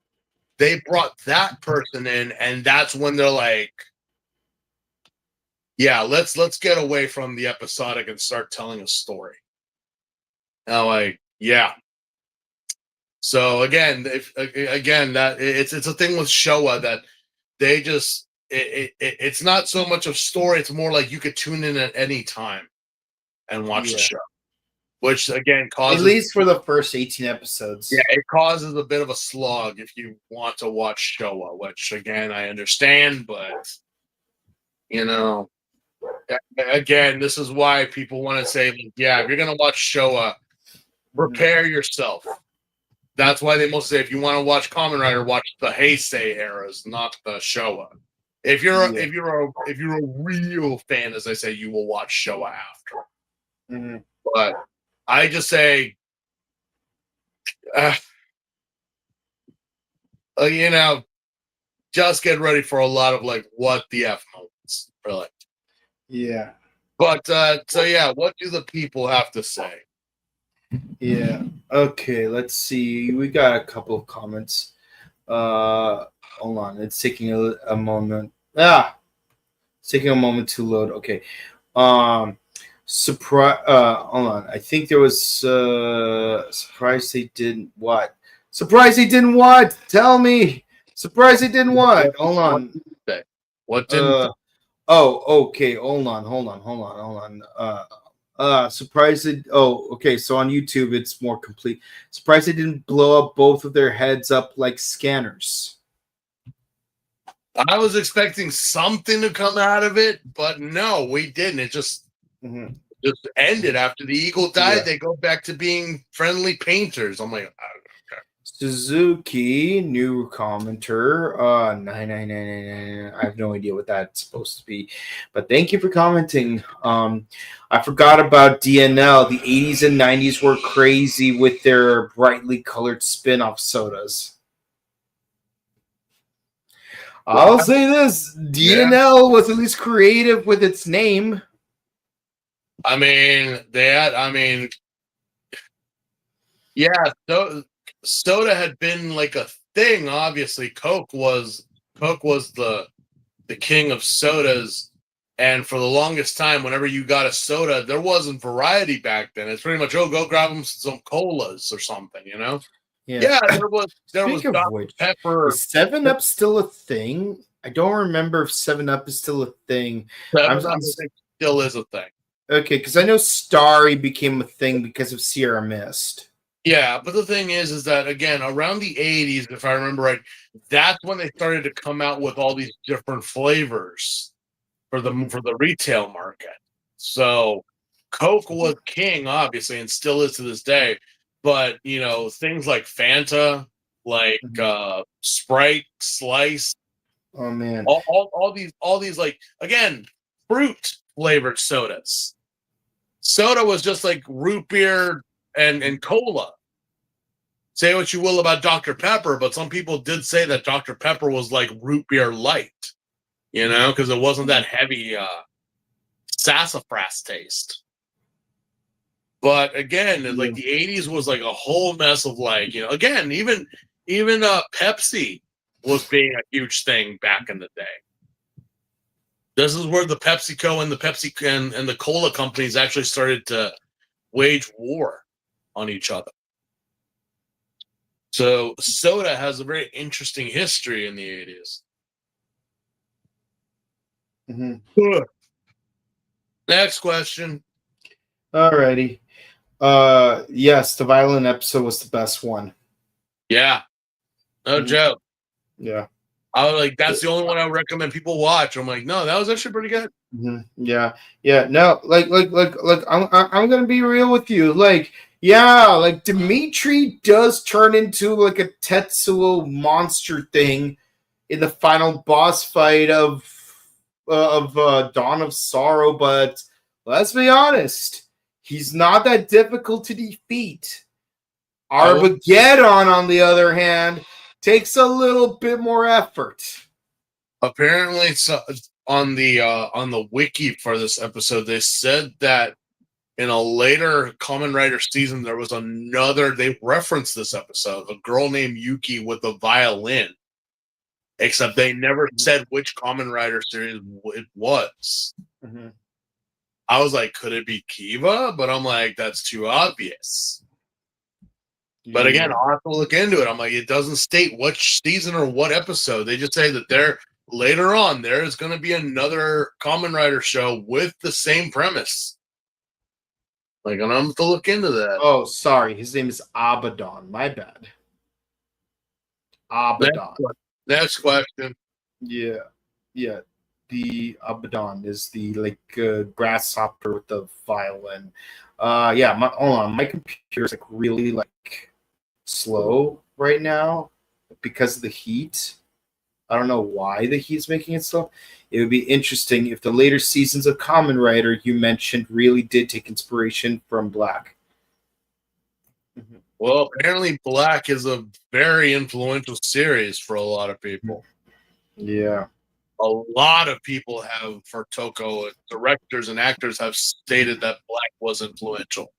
So, as of right now, I know nothing of Black, and I'm like, there is a large hype behind it. There were people that were like, "Oh, I'm excited you guys are doing Black." I'm like, I know Black RX. I don't know Black, so yeah, we'll see what happens. Yeah, they're not the same. I mean, one's a sequel of the other, but like not the same. But it's like, but it's like apparently Black is like very, very highly respected. Yeah. I don't know. In some circles, even more so than Black RX, really. Yeah. So I'm like, well, so far I'm not impressed with Black so far. I'm kind of getting Ichigo by. Again, until episode 18, stay dissatisfied. Yeah. No, so far I'm like, okay. Yeah, it is what it is. Honestly, low key, I kind of wish I wish I didn't have to like deal with work-related stuff on Thursday, so we could have done these 5 episodes on Thursday, do the next 4 episodes today, and then like on some other day, like much sooner, like we'd be done with like the first arc and like. Yeah, well, yeah. But hey, like we're 20% low, a little under 20% done with the with Kamen Rider Black because there are 51 episodes and 2 movies, but the 2 movies there are only like 25 minutes rounded up, So, like, if you really think about it, isn't it just 53 episodes? If you really think about it, Yeah, just what? Yeah, yeah. But yeah, 53 episodes. We're just a little bit under 20% done in just 6 days. Contextually, new record. It's a bit of a record, you know. It's like, you know, considering how long it took us to get through the original Kamen Rider. Although considering what's gonna happen with Super Sentai, it might be possible that we're gonna finish Black a lot sooner than we expected. possibly. A lot sooner. Like maybe we might actually finish the season before the end of the year after all, due to Toei related reasons. We're not going to go into it. Not today. Some other time, but not today. But yeah, that's it for the comments, guys. Be sure to comment, like, and subscribe to us on YouTube, Facebook, Twitter, Instagram. Ding the bell icon to send notified for our latest videos. We discuss Kamen Rider Black, Kamen Rider Zets, Ultraman Omega. Tanzabara wants to be a Kamen Rider. We will discuss the latest episode of #1 Sentai Gojuger. Will we keep discussing Gojuger? It really falls onto Toei's hands from here.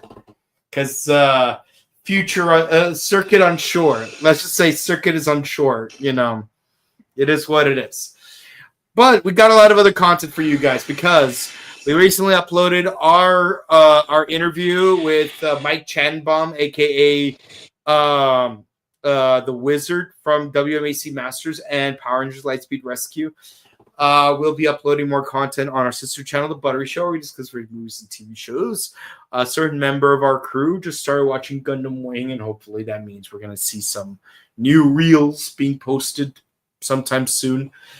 But with that said, guys, if you want to follow our personal content, follow both of us on Instagram, Boken_Kabuto and the Sin Prince. Say hi to us in person. Pasadena Convention Center, January 25th for Pasadena Comic Con, August 20th through the 30th for Power Morphicon. We can't wait to see you at both of those conventions. Until next time, we hope you have a wonderful start to your week. Have a good one. Goodbye. Good night, guys.